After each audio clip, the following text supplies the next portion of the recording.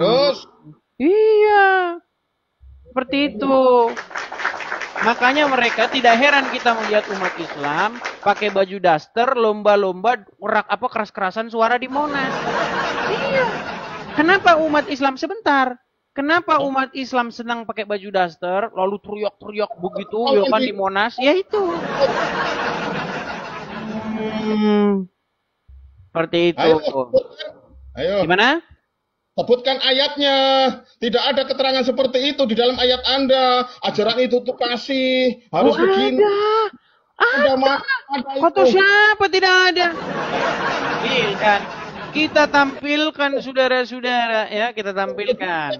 Kita jangan asal-asal bicara juga, asal-asal cuap-cuap seperti mereka ya. Baik. Baik ya, nih.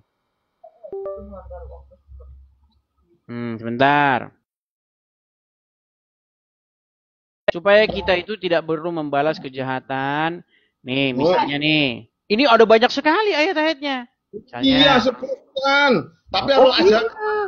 Iya dong. Iya Itu dong. Kita lihat ya.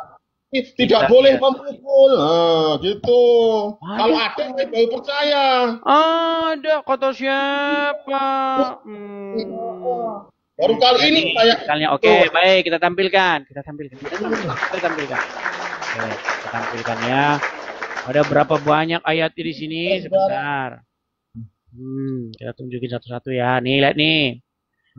Pertama, misalnya kita buka di dalam Ibrani 10 ayat 30. Sebab kita mengenal Dia yang berkata, pembalasan adalah hakku. Akulah yang menuntut pembalasan, dan lagi Tuhan akan menghakimi umatnya. Nih, perhatikan. Siapa membalas kebaikan? Oh, ini, yang ini. Janganlah membalas kejahatan dengan kejahatan. Lakukanlah apa yang baik bagi semua orang. Loh ini. Hakkulah dendam dan pembalasan. Oh, banyak lagi ya. Nih, ini loh banyak ya. Masalah istri. Banyak sekali. Apa? Masalah istri. Tadi kamu ngomong masalah istri lain pihak. Ini gimana ini saudara-saudara? Nah, baik, saya jawab. Kita jawab teman-teman. Baik. Jadi begini, Bu Sori, saya balik dulu kamera saya, sabar. Nih, Bu Sori, dengar. Di dalam Bible, kepala dari istri itu adalah suami. Dan kepala dari suami itu adalah Yesus. Apa yang Yesus ajarkan? Kasihilah sesamamu manusia seperti dirimu sendiri. Jangan membalas kejahatan dengan kejahatan. Nah, kalau kepala dari suami itu adalah Yesus, maka suami itu melakukan ajaran Yesus. Jadi kalau istri misalnya jahat kepada suaminya, bagaimana suami harus bertindak? Dikalahkan dengan kasih, seperti itu. Ayatnya mana? Barusan dibilangin ayatnya gimana? Ayatnya mana lagi? Nah, makanya kalau Anda yang menjadi Tuhan dalam kalau istri pukul, hajar, dua. Nah, itu ajaran agama Islam. Seperti itu. Framing gimana? Sebentar.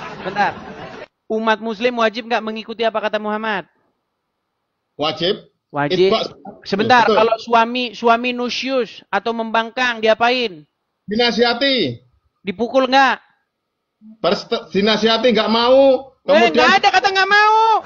Nasihati, pisah ranjang dan pukul.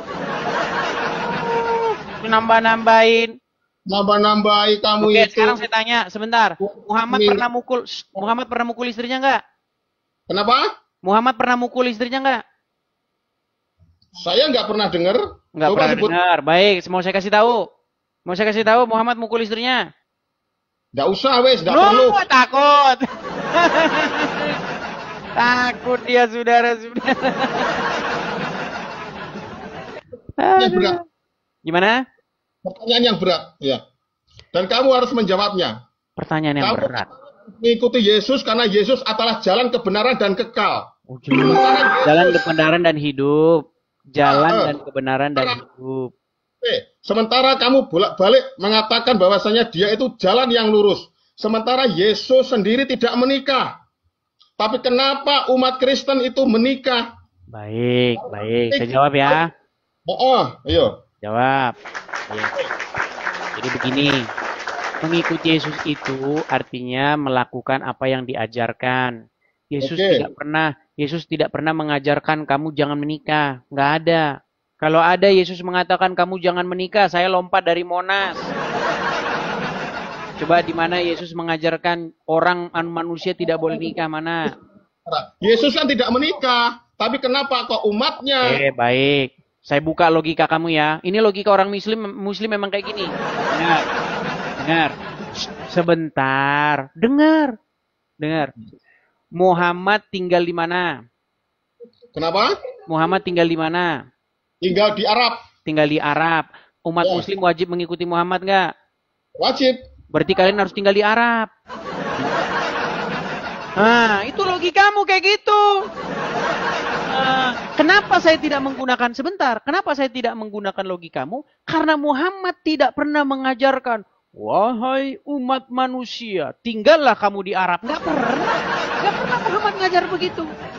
Yang dimaksud mengikut Muhammad itu adalah mengikuti apa yang diajarkan, apa yang diperintahkan. Walaupun Muhammad tinggal di Arab, bukan berarti harus tinggal di Arab juga. Nah, seperti misalnya, Yesus di dalam Bible tidak menikah. Apakah Yesus mengajarkan untuk tidak menikah? Enggak. Makanya saya tidak berpikiran pengak seperti diri. Makanya saya merindukan orang Muslim yang cerdas. Yuk, silakan yuk. Yang Muslim yang cerdas, naik kemari. Gini loh. Kalau kamu memerangkai pertanyaan, siap-siap pertanyaannya itu dibalikin ke kamu. Tanya lagi, gitu. Kan?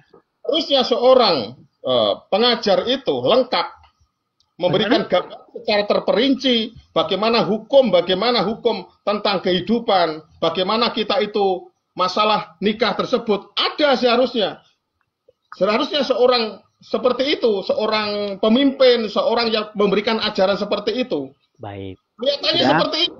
Kalau giliran menguntungkan, seperti Yesus tidak menikah, kan tidak menguntungkan, ya tidak diikuti. Ada yang tidak menikah. Pastor-pastor di Katolik itu nggak menikah. Mereka ingin mengabdikan dirinya sepenuhnya kepada Tuhan. Sekarang kalau tidak menikah, mana ada sebutkan di kitab Anda. Bahwasanya pastor itu seharusnya tidak menikah. Gak ada. Justru makanya itu saya bilang. Gerakan protes. Sebentar dulu. Ini lagi ngomong. Dengar.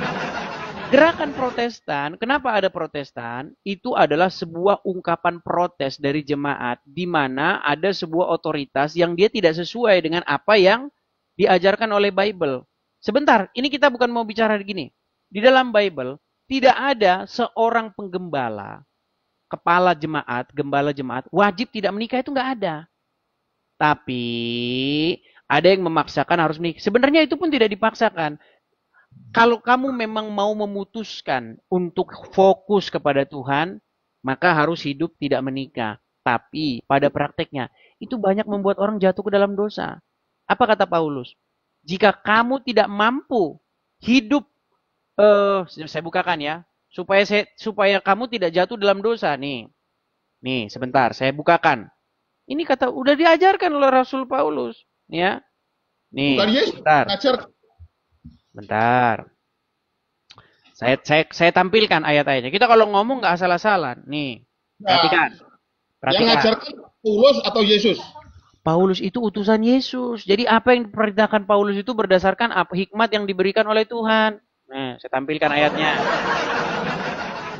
Oke, saya tampilkan. Kita tampilkan. Oke. Lihat ya.